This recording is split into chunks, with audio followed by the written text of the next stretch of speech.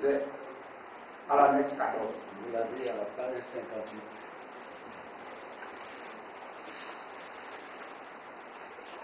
Ce même 18 novembre 2010, suivant les conseils du président de la Cour constitutionnelle, le président de l'Assemblée nationale fait fi de sa saisine du 11.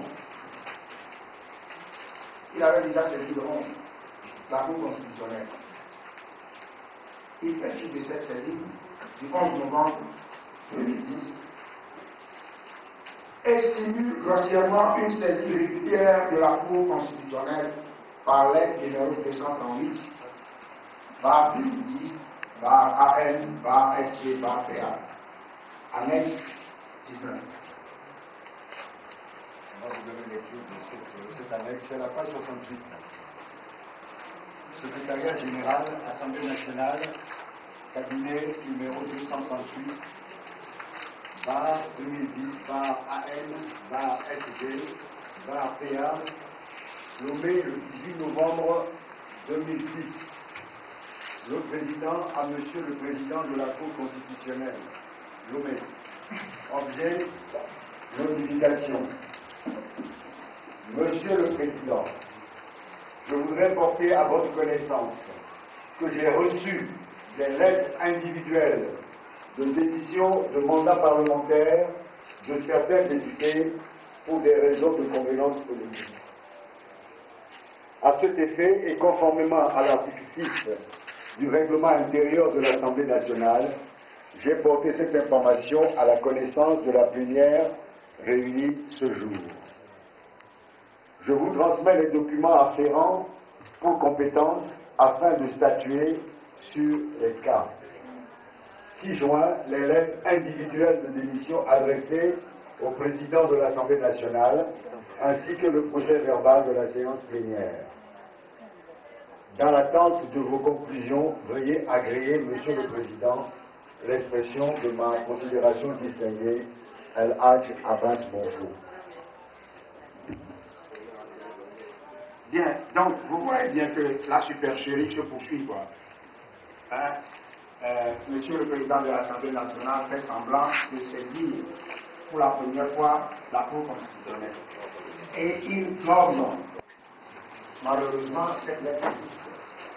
La saisine du 11 existe. Il gomme tout ce qui peut lui créer des problèmes, les détails. J'ai reçu cette lettre de Kopo Ahon, ça n'existe plus. J'ai reçu des lettres de démission individuelles. On ne parle plus des députés UFC, puisque c'est une grosse connerie. Les députés UFC dont il est question, sont des députés ANC depuis le 24 octobre. Donc on enlève, j'ai reçu des lettres de Kopo Ahon, parce qu'on lui a dit que ça ne se fait pas. Ce n'est pas à Kopo Ahon de transmettre des lettres de démission de députés au président de l'Assemblée nationale.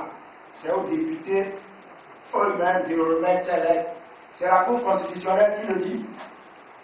Donc il ne dit plus, ne rentre plus dans les détails en brief inutile.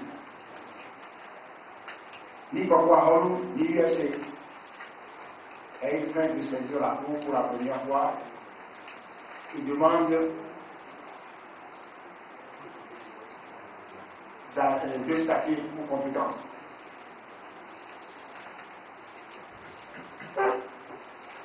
Le 22 novembre 2010,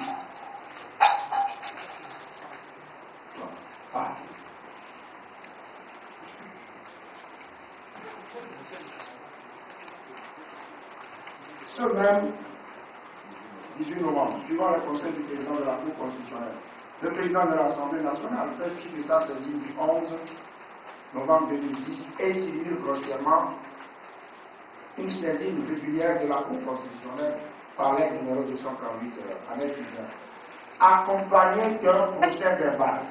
Alors le procès verbal est inutile parce que ce n'est pas un procès verbal.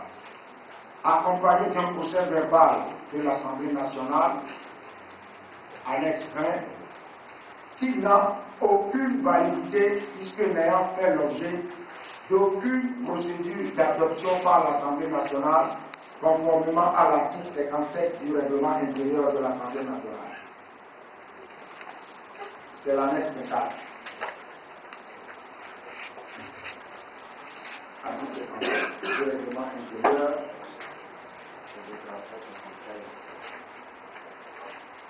Article 57.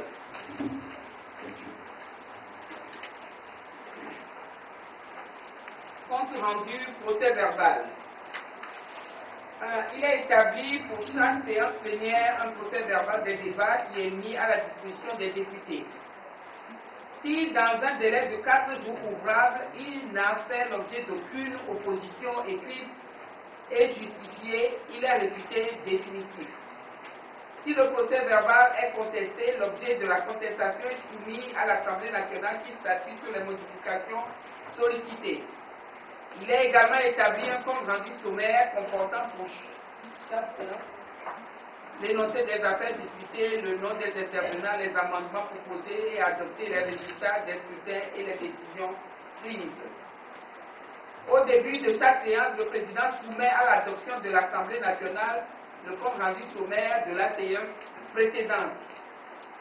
Si le compte rendu est contesté, l'Assemblée nationale statue, le cas échéant, sur la prise en considération des modifications demandées.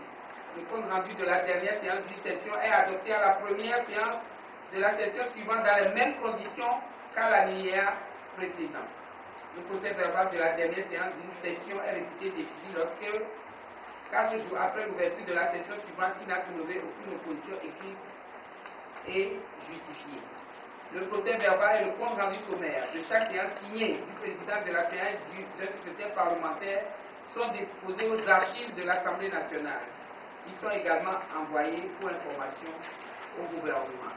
La publication du procès verbal des débats est achetée au journal officiel de la République togolaise. Donc, le document qui a accompagné la lettre de transmission, comment on appelle ça, la deuxième saisine, ce document intitulé appelé procès verbal n'en est pas un. Ce document par lequel le président de l'Assemblée nationale voudrait prouver à la Cour constitutionnelle qu'il a appliqué l'article 6 du règlement intérieur. Ce document n'a aucune valeur, puisqu'un procès verbal, vous le savez tous, il est valable que s'il est adopté. Le 18 se tient la plénière et le 18, le président envoie ce procès verbal le 18. Quelques heures après, envoie ce procès verbal à la Cour constitutionnelle. Personne n'a adopté ce procès verbal. En tout cas, aucune plénière de l'Assemblée n'a adopté ce procès verbal. Et je souhaite également que les juges soient donnés du procès verbal. Direction des services législatifs. Division de la transcription et de la rédaction. Procès verbal de la 3e séance plénière de la 2e session ordinaire de l'année 2010. L'an 2010 est le jeudi 18 novembre. L'Assemblée nationale s'est réunie en sa 3e séance plénière de la 2e session ordinaire de l'année sous la présidence de son Excellence El Hadj Abbas Bonfo, président de l'Assemblée nationale. La séance est ouverte à 9h10. Sont présents en début de séance 56 députés. Avant l'adoption de l'ordre du jour, l'honorable Kodjo Atapame soulève une question préalable relative à la non-participation de certains députés à la dernière réunion de la conférence des présidents. Le premier vice-président et le président de l'Assemblée nationale donnent quelques explications et rappellent qu'il faut observer la pratique parlementaire des séances. Le projet d'ordre du jour est soumis au vote. Lors du vote, 59 députés ont pris part et le projet a été adopté à la majorité des députés présents, soit 45 pour 14, contre 0 abstention. L'ordre du jour adopté comporte des points suivants. Grand A, compte rendu de la séance d'ouverture de la première session ordinaire de l'année 2010. 2. Communication. 3. Divers. Point 1. Compte rendu de la séance d'ouverture de la première session ordinaire de l'année 2010. Le compte rendu est adopté sans amendement. Vous l'avez à la page 69. Merci. Donc, ce document n'a aucune valeur pour accompagner. À la page 2, page 70, vous avez la suite. Point 2. Communication. Les députés sont informés que le projet de loi de finances et gestion 2011, déposé sur le bureau de l'Assemblée nationale le 12 novembre 2010, est affecté à la Commission des finances et des échanges pour études au fond. Il rappelle que conformément à l'article 107.2 du règlement intérieur, toute commission peut désigner un ou plusieurs de ses membres à l'effet de prendre part aux travaux en commission avec voix consultative. Le président de la commission des finances et des échanges, l'honorable Fessi Payadoa, présente à la plénière le calendrier de travail de la commission. Point 3. Divers. L'honorable Barila Ayunakou invite les députés membres du réseau parlementaire pour la protection de l'enfant à une réunion à la fin de la séance. Le premier secrétaire parlementaire informe les députés qu'ils peuvent retirer l'exemplaire du projet de loi de finances au secrétariat de la direction des services législatifs. Conformément à l'article 6 du règlement intérieur de l'Assemblée nationale, le président informe la plénière que 9 députés lui ont adressé des lettres individuelles de démission de leur fonction de député. Suite à cette information, les députés ont demandé de connaître le contenu des lettres. Le président donne lecture du contenu des lettres choisies au hasard. Certains députés insistent que le président donne le nom du signataire de la lettre lue. À l'appel du nom Uro Ako Chanyao, l'intéressé s'est mis en course affolée en direction du président dans l'objectif manifeste de s'attaquer physiquement à la personne du président. Le premier vice-président a pu retenir l'intéressé qui proférait des menaces et injures à l'endroit du président de l'Assemblée nationale. Face à cette situation, le président a levé la séance à 9h40. Fait à lever le 18 novembre 2010 le secrétaire parlementaire de séance, Yeltina Sambiani, le président de l'Assemblée, El Haj Abbas Bonki. Je crois que tout le monde comprend qu'il ne suffit pas que le président de l'Assemblée nationale et le premier secrétaire parlementaire signent un document pour qu'il soit un document valable.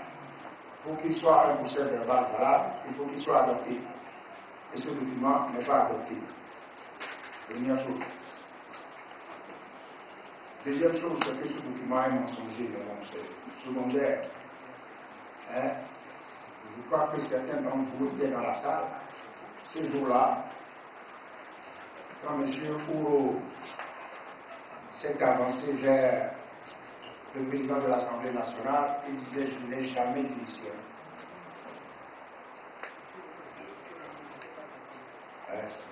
M. Ouro disait « Je n'ai jamais démissionné ». Tout le monde peut comprendre ça. Pourquoi Ouro s'avance vers le président?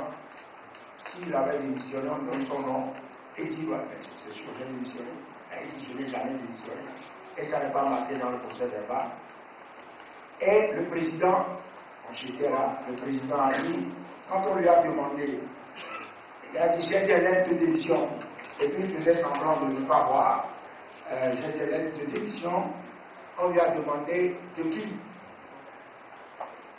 Il a dit, je n'arrive pas. Il a dit, les lettres, les noms sont illisibles. Les noms sont illisibles. Je ne vois que les signatures. Les noms sont illisibles.